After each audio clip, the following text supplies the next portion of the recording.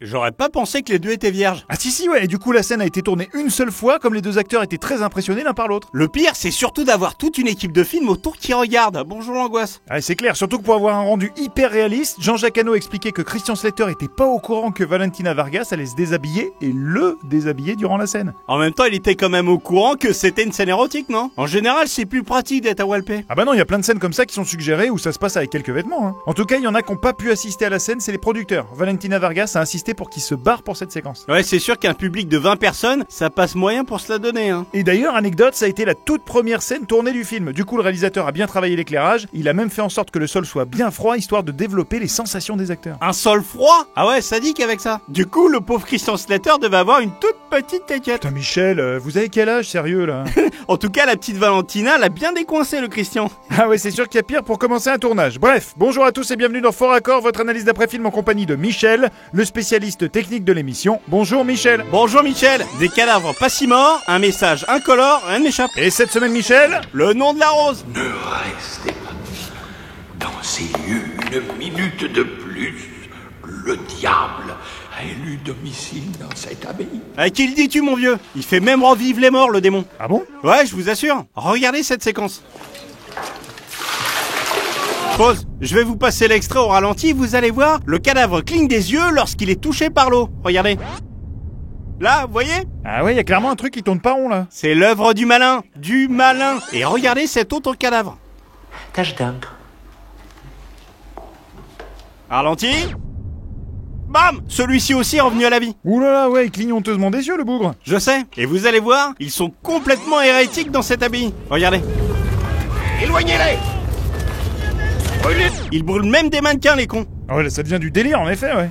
Oh, mon fils, dans quelle époque vivons-nous? Je te le demande, hein, tout fout le camp, tout. Et s'ajoute à ça Sean Connery, a.k.a. l'enquêteur en carton. Écoutez sa théorie fumeuse sur le meurtre.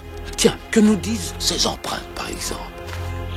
Elles sont 2 fois plus profondes que les autres, maître. Bien, Azzo, ce qui nous amène à conclure.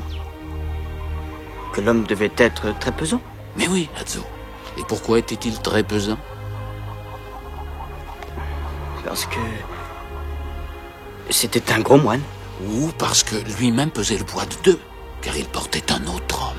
Voilà, donc théorie numéro 1, les empreintes sont profondes car le meurtrier portait le corps. Ouais, jusque là ça reste logique. Bon par contre son disciple, c'est pas une lumière. Hein. Ouais mais faut le comprendre, son maître dit tout et son contraire. Écoutez la suite. Un genre.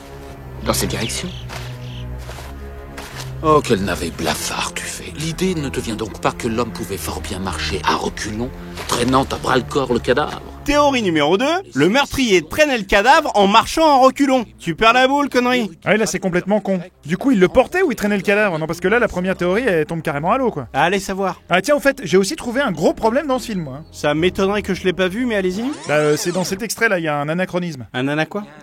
Un anachronisme, c'est quand il y a un problème de date ou qu'un élément est attribué à la mauvaise époque. Par exemple, la statue de la Vierge Marie ici, elle est anachronique car elle est de style Renaissance, alors que l'époque du film, non. D'ailleurs, Jean-Jacques Hano s'en est aperçu pendant le tournage, mais vu que la reproduction avait coûté cher, la prod lui a demandé de continuer à l'utiliser. Ah non mais oui, un anachronisme, je sais ce que c'est, hein, articulé aussi. Non, un anachronisme. Ah, vous voyez aussi, je comprends rien de ce que vous dites. Enfin bref, on va passer maintenant. Vous saviez pas ce que c'est, avouez-le, c'est tout. J'ai dit bref, regardez ce passage. En matière de débilité, on a rarement fait mieux.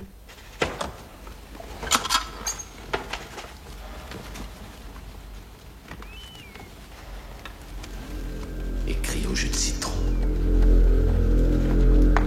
Voilà, donc il révèle l'écriture au jus de citron. En passant, vous avez vu, il a un peu cramé le papier. Ah ouais, c'est ingénieux ça quand même, hein. Oui, mais non. Enfin, ils prennent les gens pour des idiots en tout cas. Car si j'avance de 20 minutes environ, regardez.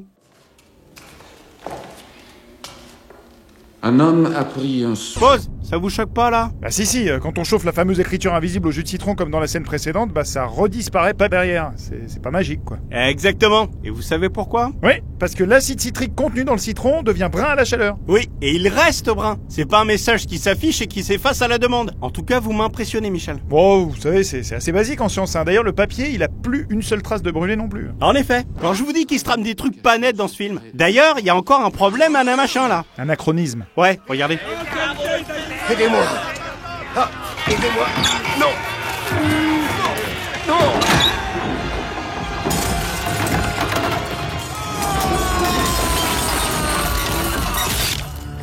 Voilà, donc Bernardo Guy meurt salement. Oui, là, c'est clair, ouais. Sauf que le vrai Bernard Guy, c'est son nom réel, est mort en 1331. Le film se passe en 1327, donc ils l'ont assassiné un peu tôt là. Ah ouais, en effet, ouais. Sauf que ça, Michel, c'est pas un anachronisme, c'est plutôt un problème de date, quoi. Ouais, d'accord, monsieur Chetou, là. On va finir là-dessus, regardez. Pause. Donc Sean Connery a une pauvre lanterne minable pour éclairer toute la pièce. Mais c'était sans compter un petit coup de main de l'équipe technique. Vous allez voir juste après, une lumière, dont la source est par ici à peu près, va éclairer les lieux. Je le savais. Pause. Vous voyez là? Ah ouais, carrément, ouais. Impossible que la lanterne éclaire cet endroit. Enfin, en tout cas, pas depuis la gauche. Tout à fait, Michel. Et voilà, moi j'ai fini. Craignez la 5e trompette, mes amis. La prochaine malédiction tombera du ciel. Puis viendront des myriades de scorpions. Oui. D'accord. Je sais pas à quoi il tourne lui, mais ça doit être vachement vénère. C'est clair. Allez, c'est la fin de cette émission, on se retrouve la semaine prochaine pour un nouveau Faux Raccord. Et j'aurai du lourd, du très très lourd. Michel, vous saviez qu'ils avaient peint des cochons pour le film? Hein? Mais pourquoi il ferait ça? Ah bah parce qu'au Moyen-Âge, les cochons ils étaient noirs, du coup ils ont peint des porcs roses en noir car ils ont eu du mal à en trouver de cette couleur. Sauf qu'ils se frottaient sans arrêt les uns les autres, donc la peinture ne tenait pas bien, enfin ça reste quand même un truc...